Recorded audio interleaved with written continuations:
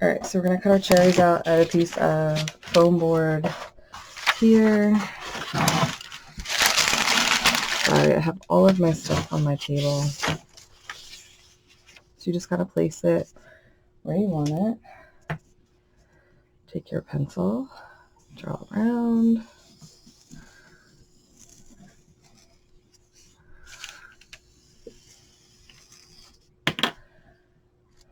I use a scrapbooking tool, poke my holes, and you're going to do the same thing for the back.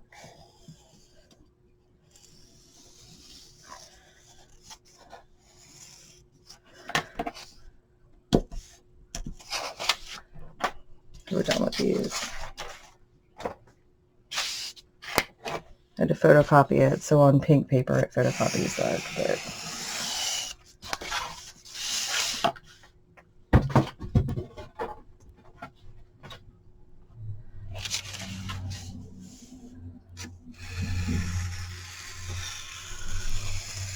this is just an X-Acto knife. I just like them better than those foam cutters. I have 3 of the foam cutters. They just don't work for me. And I have no idea where they are anyway. I just don't like them.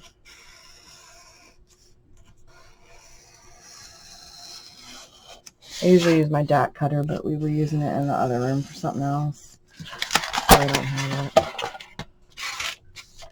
in here.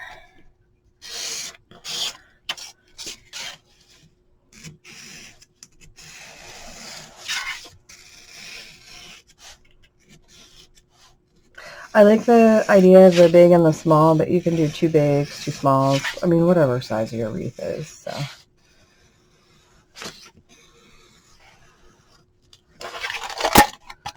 Yeah, I love it. And then trim it if you want to. It should be just fine. Yeah, it'll be fine. Make sure my holes are poked all the way through. So there's that. So I have my pattern pieces already lined out on pink felt. I'm going to just go ahead and cut down. Usually I would do the back a different color. I have a ton of pink felt, so that's why we're doing this. Sorry, first things first. Back one. The black tape pipe cleaners. Take 2, twist them together. You can also use, I don't know what it is. This is floor wire, 26 gauge. This might be nicer. That way you can put it through the mesh, not a problem. This kind of doesn't go through the mesh. I was having a problem when I was making my wreath, but it really wouldn't hurt to use that.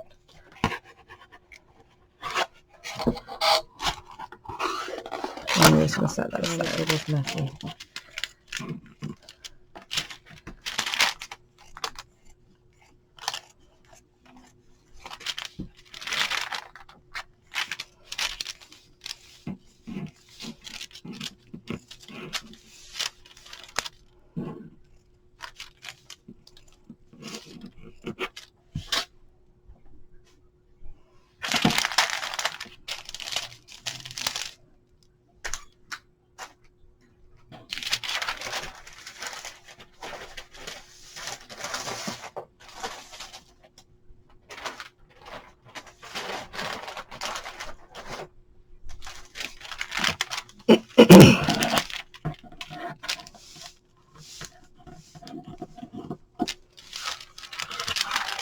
I'll move the camera in a second.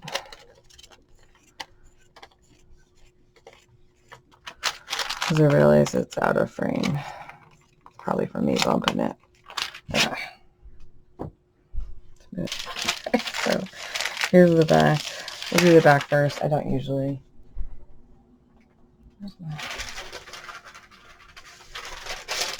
Try to put things away as I go. I just put everything in the bag. So we're going to wrap. You're going to place your back foam core down. You can glue this, spray glue it to the back, which is what I like to do. I'm using this Loctite adhesive.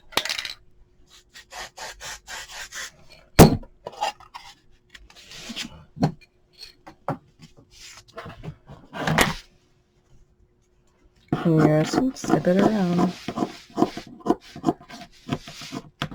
I want to go fairly quickly. I don't know what I did with my, I usually use a mat. It's a hot glue mat. I don't know what I did with it. No. I don't know. I did a project and I put it somewhere and I don't know where it's at. You're just going to pull it up and hold it down.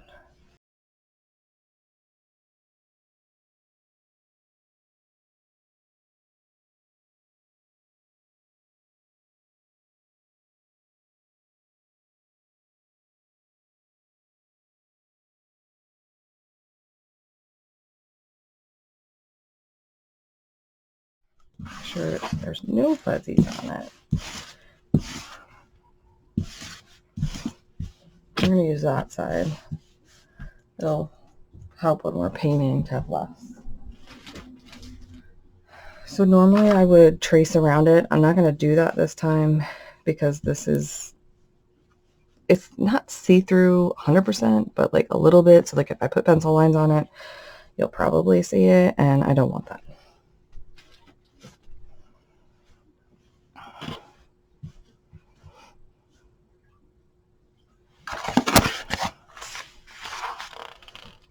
So I want all the stuffing because I want them to be like really full, and with felt you can really put them in because the felt stretches. Use low temperature glue gun for this part so it dries faster. Dries pretty fast. I also have the ceiling fan on, so that helps it dry really fast.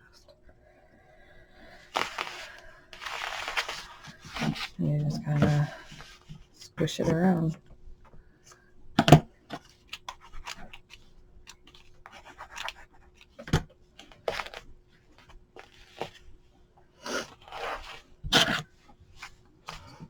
Before you close it off, if you feel like you need more stuffing in the corners, you can always leave the top part open and then stuff more down in there.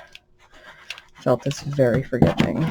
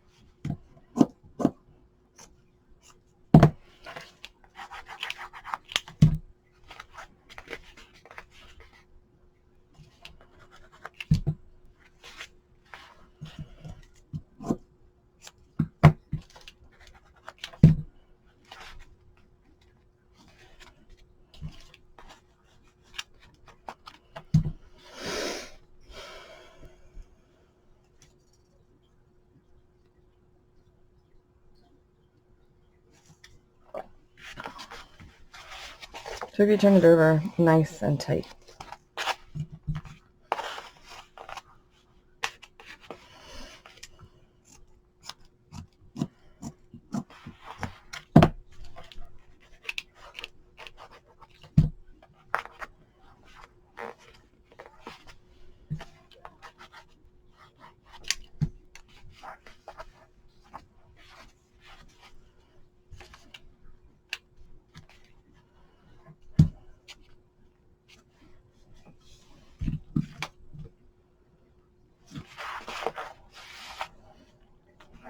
So we'll go around and we'll glue the edges down.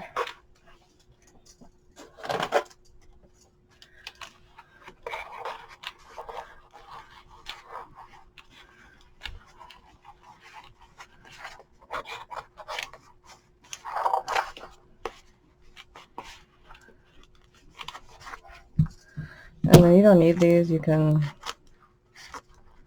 snip them off so there's not extra bolt. That's just totally up to you.